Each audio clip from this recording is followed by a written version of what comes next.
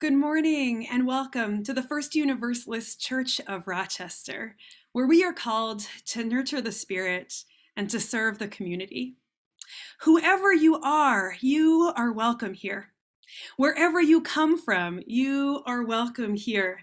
Whomever you love, you are welcome here. And whether you are feeling joyful on this rainy Memorial Day weekend or feeling a bit down, you are welcome here. All of you is welcome here. It is good. It is good. It is good to be together. As a way to be accountable to our Indigenous siblings here in the area, we start our worship service every week with a land acknowledgement. We acknowledge with respect the Seneca Nation, keepers of the Western Door, and part of the Haudenosaunee people, on whose ancestral lands First Universalist now stands. If you are here for the first time or even the second or third time this morning, we especially welcome you. Please take a moment at your convenience to click on the link in our chat to our visitor form so that we can welcome you beyond just the welcome we can offer here in this virtual sacred space.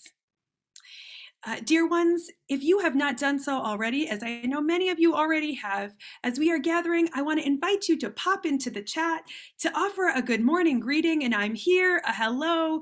Please let us know that you are here with us in worship this morning by just offering a greeting in the chat. So pop down to the bottom, the top, the side of your screen, wherever the chat is, and please let us know that you are here this morning. We are so glad you have made it to worship today. This morning's hymn is, first opening hymn is hymn number 1000. Morning has come. As we celebrate the start of another day, a new day, let us join in singing this hymn, recognizing that even as we are singing muted from our own homes, we are creating a collective song across our city of Rochester, the country, and the world. So let us join together in singing hymn number 1000, Morning Has Come.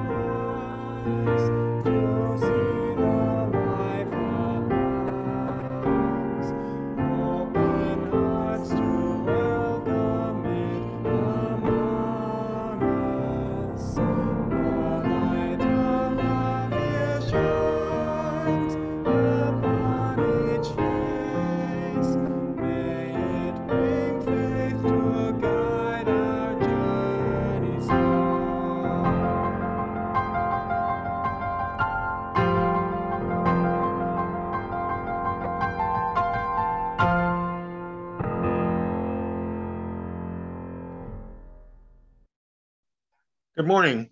I am your worship associate for this Sunday.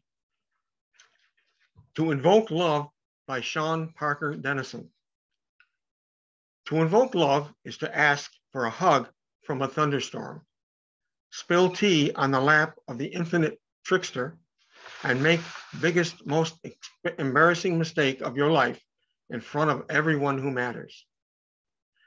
To invoke love is never to know if it will come softly with the nuzzle of a beloved dog or pounce right on your chest with the strength of a lioness, protecting her cub, her pride, her homeland.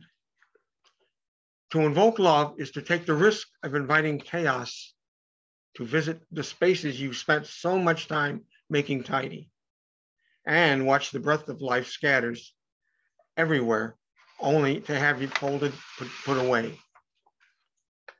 To invoke love is to allow for the possibility that your words and actions might become so empowered that you can no longer believe in apathy or the self-righteous idea that nothing can change. To invoke love is to give up self-deprecation, false humility, and pride, to consider yourself worthy to be made whole, willing to encounter love that will never let us let each other go. To invoke love is to guard against assumptions, take care with your words, and practice forgiveness, not as ethereal ideal, but right here in the messy midst of our imperfect lives. To invoke love is to approach each day and every person with wonder, anticipating love's arrival. Is this the moment? Is this love's grand entrance? Is this person the embodiment of love? Am I the one? To invoke love is to play the fool, with one more concerned with loving than appearances or perception. The one ready and willing to be vulnerable, abandoning anything that gets in love's way. To invoke love is to be ready to become love, here, now, in everything we do. Are you ready?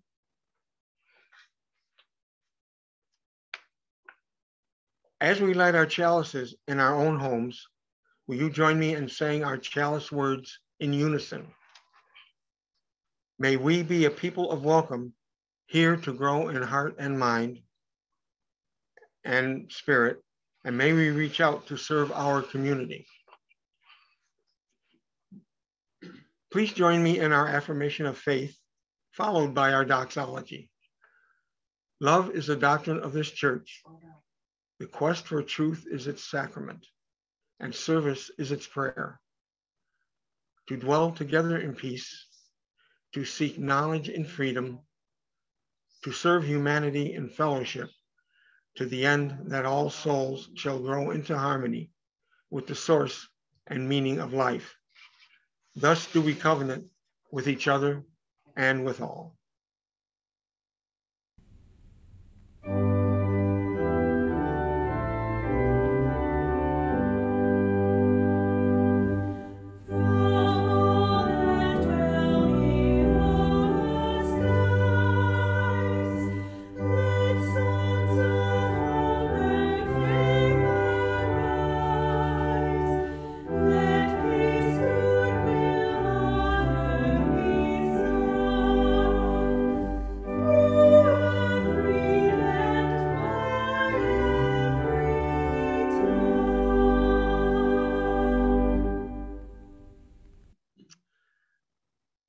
Out of the joy of our hearts and the bounty of our spirits, we give to First Universalist Church this morning.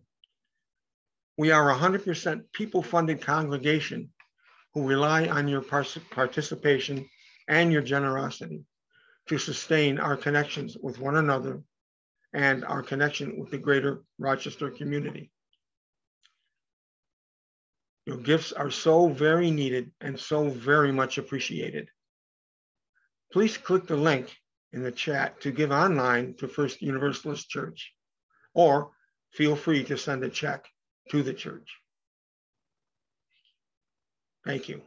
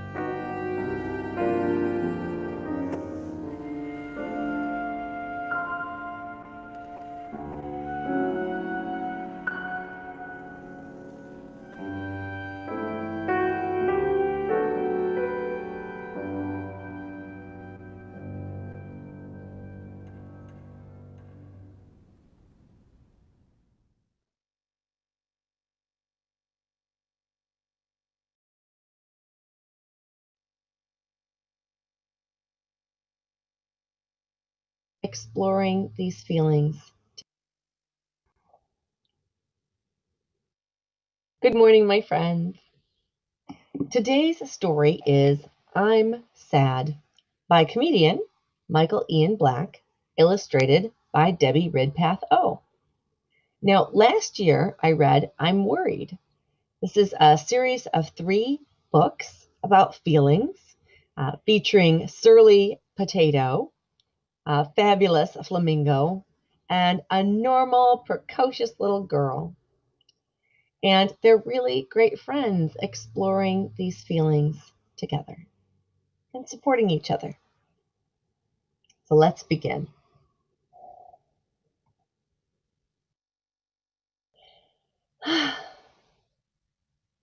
I'm sad.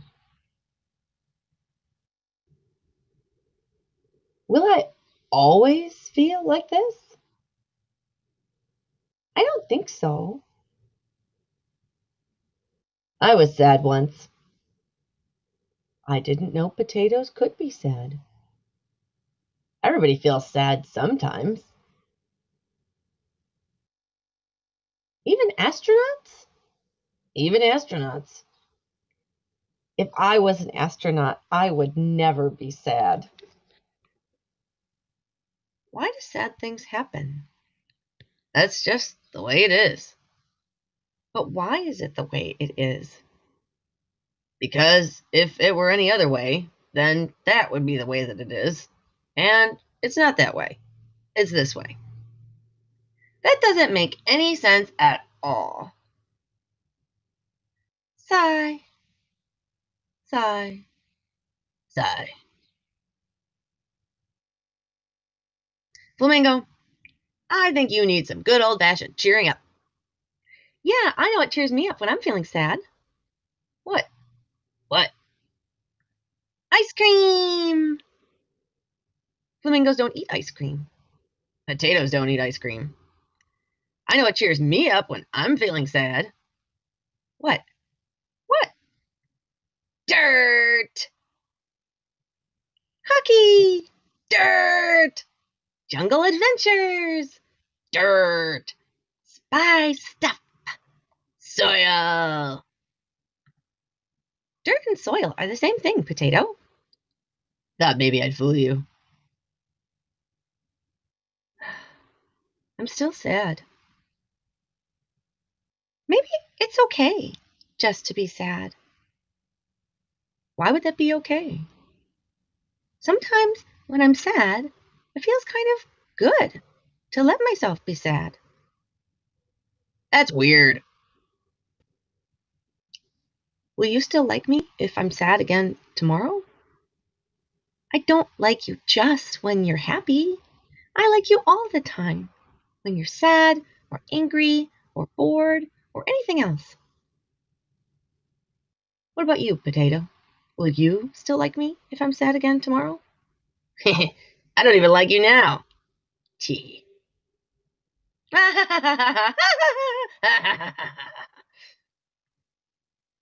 That was really funny. Do you still feel sad? I still feel a little bit sad, but I also feel a little bit better. And I think I'm okay with that. It's okay to not be joyful all the time, friends. It's okay to be sad and angry and bored and everything else, as the little girl said. And most importantly, whatever you're feeling, to know that you have some surly and fabulous and precocious friends that will love you and journey with you, no matter what you're feeling.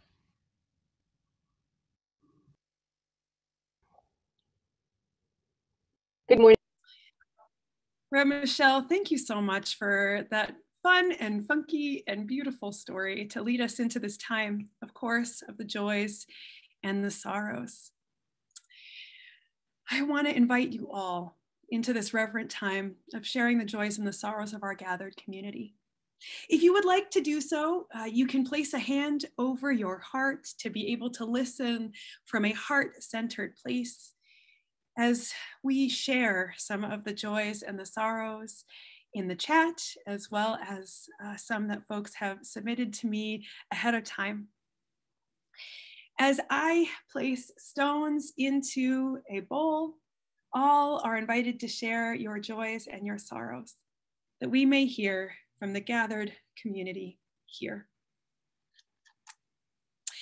A joy today from Mick Toker, who is so proud of Texas kids and grands.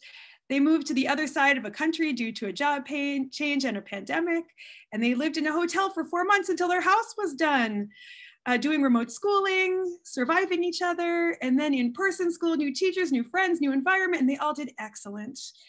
Amelia will likely, who's 12, will likely be voted valedictorian by her classmates today. Calder hit master's level in his 3-hour literacy exam in 30 minutes.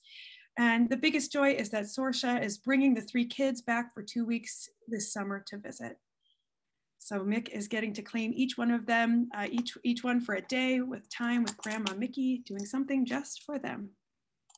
Joining in your joy today, Mick. A joy from Donna Anderson, who is opening her cottage this weekend and plans on celebrating her grandson's 23rd birthday on the 31st. We've celebrated every one of his birthdays at the cottage over Memorial Day weekend. We share a joy from MJ Curry to be heading to New Hampshire on Wednesday to gather with family to celebrate her mom's 82nd birthday next Saturday and to get together for the first time since the pandemic began. Wishing you safe travels this morning or this weekend, MJ. Kelly is recovering from Michael and Kelly Scott from a 2nd round of oral surgery. More to come, but not right away. Kelly, keeping you in our thoughts and in our hearts this morning. A joy for kitty cuddles this morning from Rachel Arado. A joy and a sorrow from Elizabeth Osta that Dave and Elizabeth are in Chicago celebrating 2 graduations with nieces and nephews they haven't seen for several years. Thank you, Moderna. And a sorrow for the 1-year anniversary of the death of George Floyd and how far we have still to go. This morning we hold a sorrow from Lois Baum and also Johanna Connolly. Please hold in your heart our dear friend Johanna Connolly, whose firstborn son Brian, age 53, died suddenly the day after her birthday and the 2nd anniversary of her husband's death. Johanna, we are holding you and your family in the midst of so much loss. Robert Tupaj is giving thanks. His wife and he got together with a couple friends yesterday in well over a year after all were vaccinated. From Jacob Santos, a sorrow, keeping my thoughts with the Indigenous community here in Canada. News broke that the remains of 215 children were found on the site of Canada's largest residential school, many of whom likely children who were categorized as missing or unaccounted for. Jacob, thank you for lifting this up. I know many of us have been keeping track of this in the news and join in the sorrow and the pain. We have a sorrow today as well from Norma Sitnick, whose family is all here with her this morning. That Jim Sitnick died this past Saturday in the early hours of the morning. Family is here this weekend to be with Norma, and of course, memorial service plans will be announced to the congregation as soon as they are made, holding in our hearts all who knew Jim and cared for him and are affected by his loss and his death in this community and beyond. A joy from Rachel Arado for her sister's graduation from Keene State College yesterday.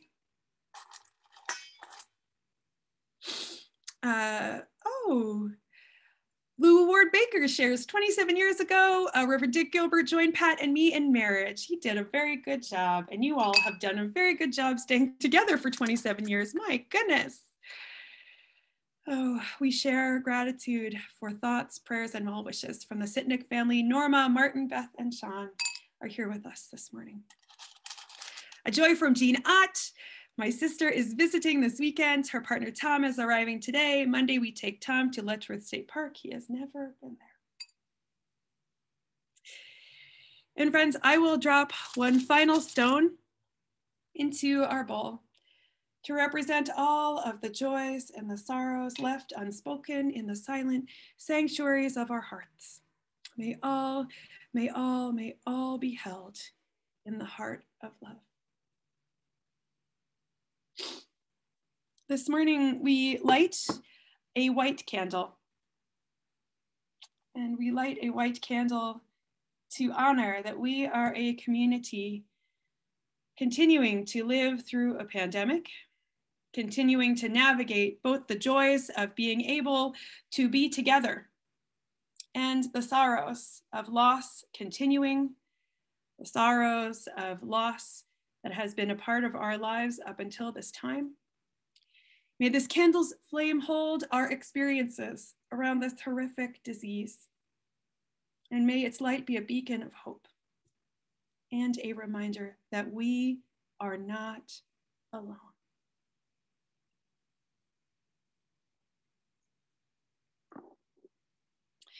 Dear ones, I would invite you into a time of prayer and meditation with me, a time to just center in and ground down into our highest calling, into the spirit of our being. Will you join me in a moment of prayer?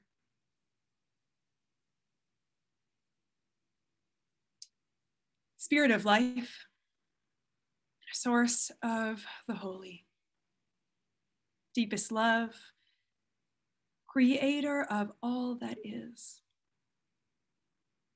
We come here this morning with hearts heavy with loss, with spirits winded by the celebrations of our lives, holding both joy and sorrow, recognizing each as signs of living a full, authentic, and rich life. But sometimes it can just feel like too much. The grief is painful. The suffering of our world is so high. The conflict, the war, the ways people are not generous with one another. It can just feel like too much. Burdensome, heavy, uncomfortable, overwhelming. Let this be a moment and a place where we can bring our tears. Let this holy hour be a space for our deepest griefs. May we lift them up to our highest resolve, a love that will not let us go. God, in the many ways we understand God in this community, the sacred. We lay down these burdens here, knowing, trusting, or at least acting like we trust a larger love to hold them all. We hand them over because it is so much to have our hearts break again and again and again and again. We ask this morning for some sense of lightness, of levity, for some kind of relief, release, for a way forward that helps us to face our pain, while also holding the hope that there are still so many people and actions and so much beauty and life that we still want to live. Help us heal. Help us hope. Help us accept. Help us embrace the vastness of our lives. Help us ask for help. Help us. Amen. Blessed be. And may it be so. As we join in silence together, we lay down the burdens and the griefs sitting heavy on our hearts right now, recognizing that we are not asked to ignore our own pain, but rather to share it with the divine, and perhaps to contemplate who else we might share our burdens with. Let us join in keeping silence together for a time.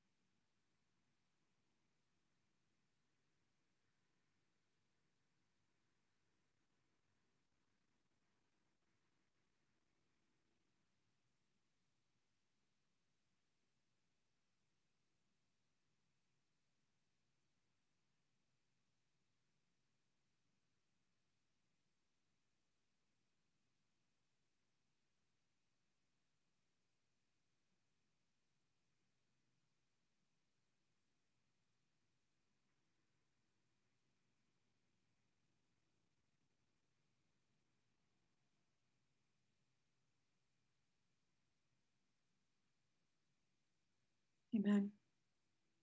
Blessed be, and may it be so. Our hymn of contemplation this morning is hymn number 89.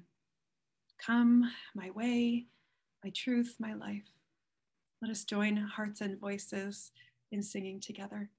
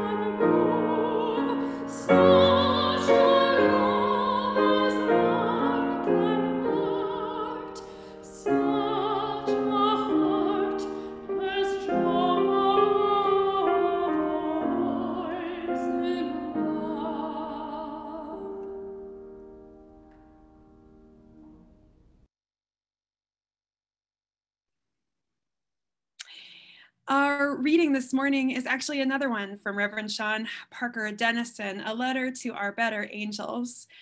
All of these readings, our call to worship, as well as this reading, can be found in their meditation manual, Breaking and Blessing. So a letter to our better angels. Dear angels, it seems important to begin by making it clear that we are not talking about celestial winged beings. This letter is addressed instead to our better selves, the people we hope we will be when necessary. We might also note that more often we excel at our self-appointed role as advocate for the devil, a requisite position that is also, if you ask us, not literal, but theoretical, and therefore without consequence. We are writing to let you know that we feel your presence insufficient and unpredictable. And when we inquire about how to make you more dependable, we are offended by and opposed to the level of accountability required. We are hoping to make arrangements for an increase in the percentage of goodness and the presence of admirable qualities in ourselves and in others, especially in others. We respectfully request that this come easily and with immediate delivery, a dependable warranty and at no extra cost. We would be even more pleased if it could be arranged for us to become better people without needing to change or to consider any needs but our own.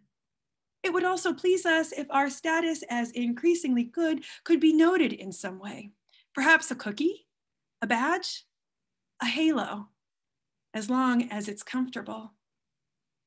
I hope you will consider our request as soon as humanly possible, not in angel time. We have already waited a long time, unaware of the seriousness of the situation, the disrepair to our reputation. Please expedite our request. We have only just noticed the world is ending. Sincerely. Therein ends our reading this morning.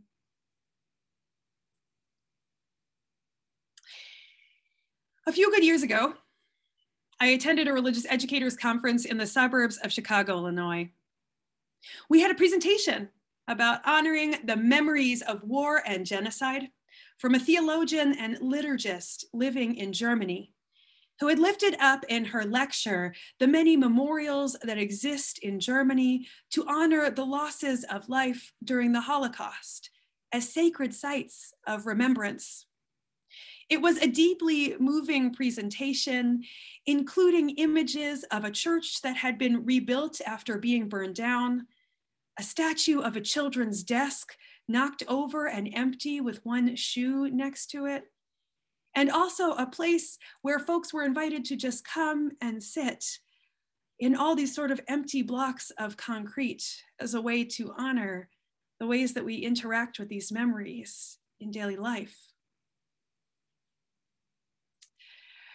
Afterwards, she asked us how we think we are moved to publicly remember in our own contexts. To follow the lecture, we were asked to break down into small groups for discussion, circles of people huddled together in this huge hotel ballroom, straining to hear from one another over the conversations happening all around us. Perhaps you have been in a similar room where you all huddled together, knees touching, some speaking softly, some loudly, some just listening. It sounds like both a heaven of our times and a real COVID risk.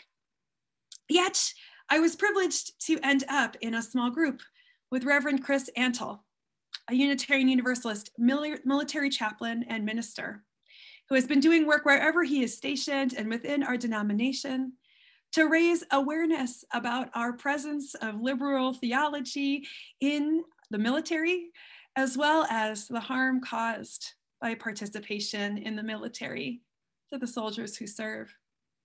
Reverend Chris was later to resign from the military in protest of their policies on drone warfare in 2016. But here we were in this room. He was all suited up, buttoned up, dressed to the nines, as I believe he had a presentation later on in the day during the workshop sessions.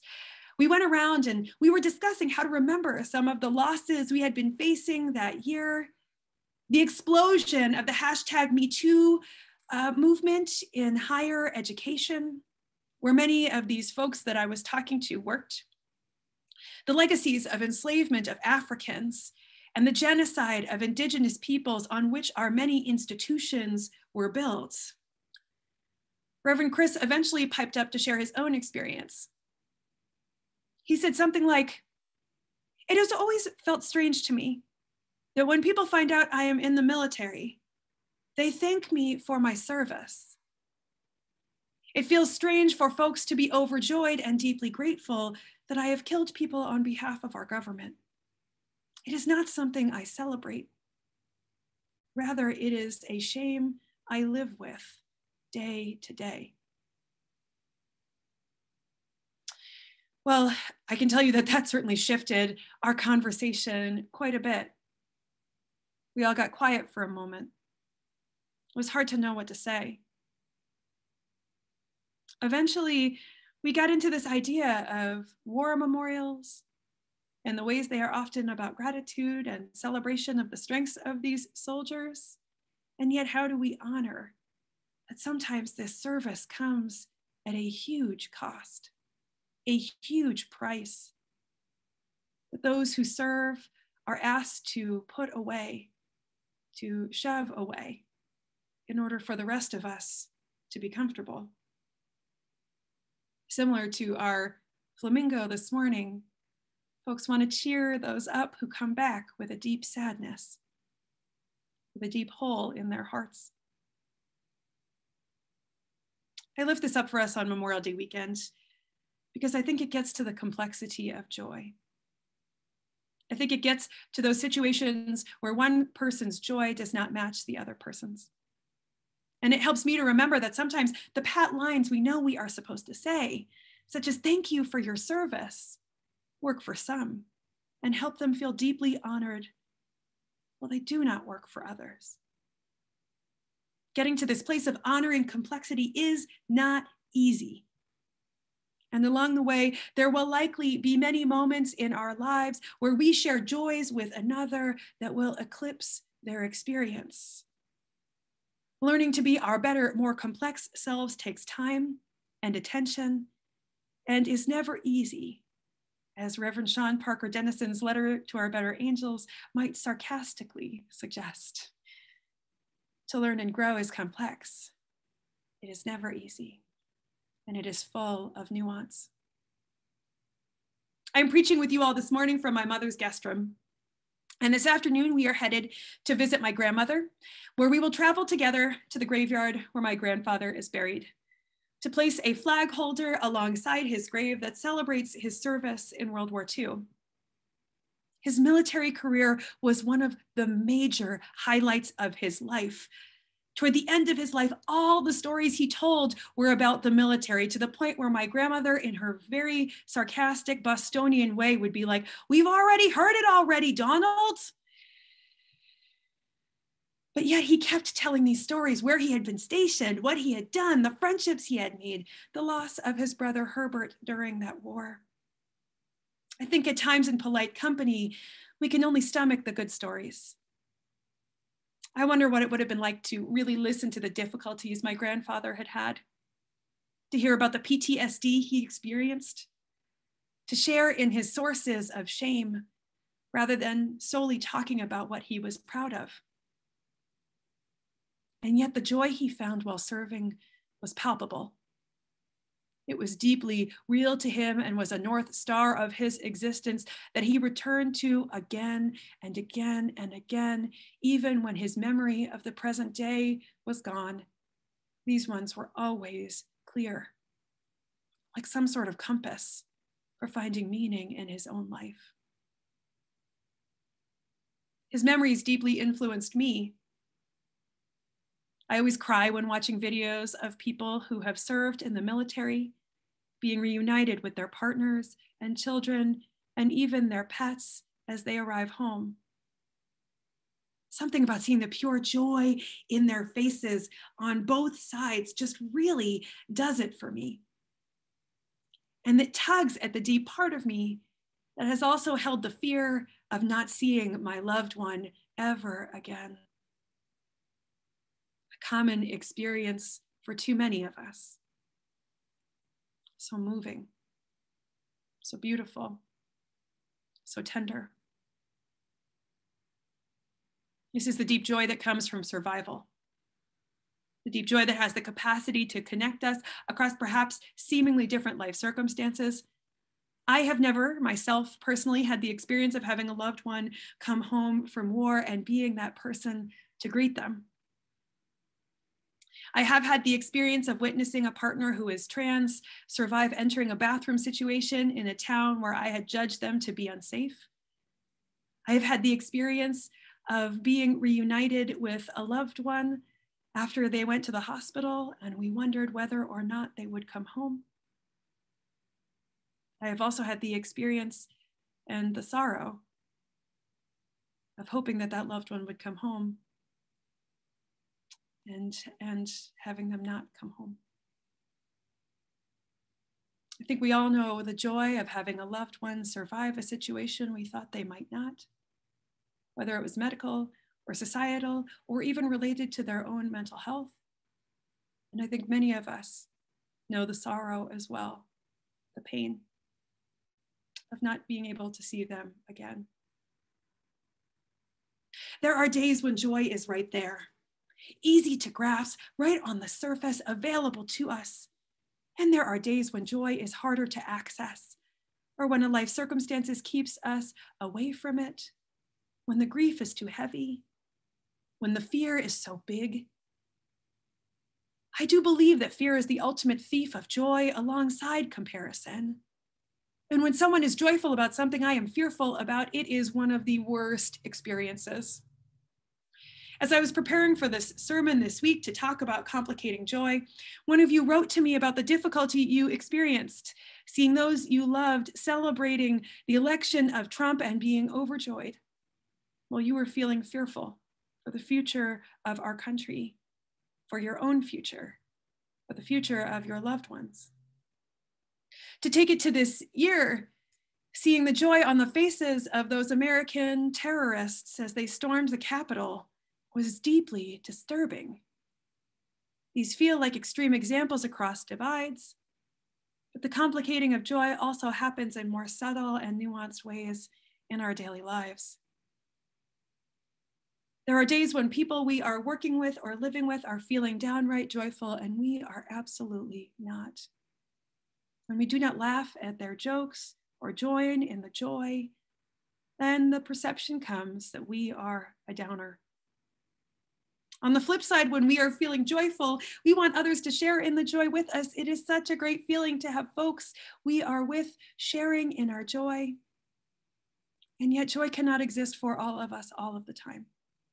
I think this has been the weak spot of our traditional universalist theology. When we believe love wins every time, it can be hard to make space for life's hardships, for evil, for what happens when things go bad. Our theologians and theological resources have historically been critiqued for asking for the kind of change Sean Parker Dennison alludes to in our reading this morning. Accepting the goodness of all and of the divine means all should be happy and good with the world, right? But what about the deep griefs of our hearts? What about the suffering we are seeing in India and in Palestine? What about the senseless acts of violence that lead to death in our community?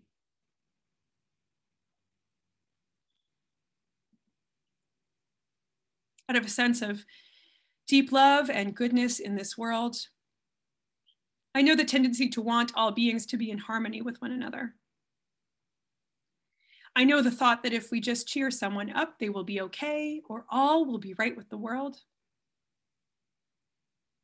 And sometimes the most loving thing we can do is to surrender to the chaos, to claim our joy and our pain as our own, without trying to change it or to change others. Sometimes the best thing to do is to just be honest, no matter how uncomfortable it feels. I think honesty is one of the highest forms of love we can give to others and to ourselves.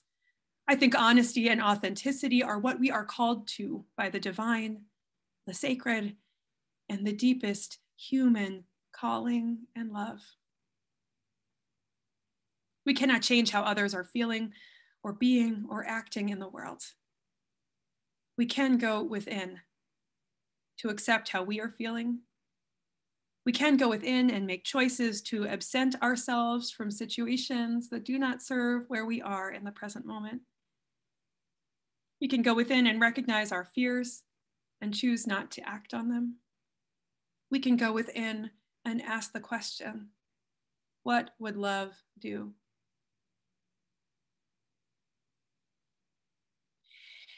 Reverend Sean Parker Dennison wrote a response poem in their meditation manual, Breaking and Blessing, to the letter to our better angels, entitled Letter from Our Better Angels.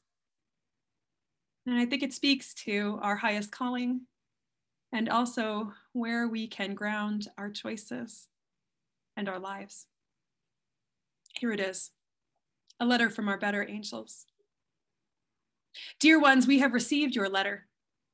And we hate to tell you, not hate so much, but we are afraid to say, we cannot grant your request as stated, but can only remind you of familiar things. First, faith. Faith in yourself and trust in others.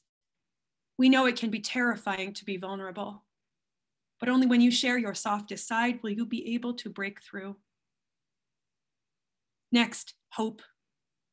Hope is not an empty fairy tale. It is the true story of all the times human beings like you have found a way to create the future, though you did not know how. And of course, love. Love that demands you cherish all people, not just yourself and safety. Love that is not satisfied until every argument ends abruptly when one child says, that hurts.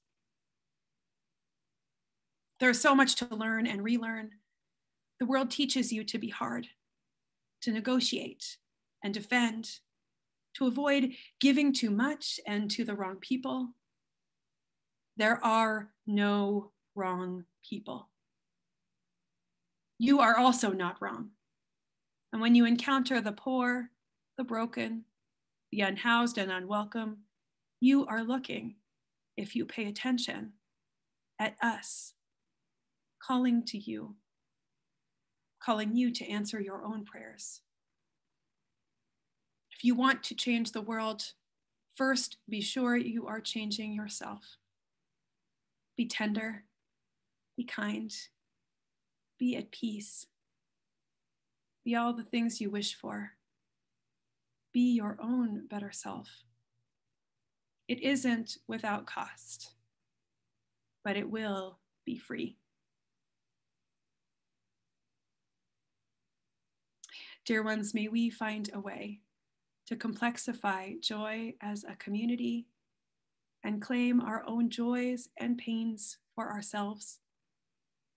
May we find a way to share them with others, to trust, to be tender and kind. May we know that in doing so, we change the world for the better, and we are on our way to remembering in ways that honor both the joys and the sorrows of our lives. Amen. Blessed be, and may it be so. As we join in celebrating love and keeping love at the center in this community, let us enter into our final hymn together. Hymn number 18, What Wondrous Love. We invite you to remain muted and to sing out joyfully from home, again, creating a collective song from wherever we find ourselves.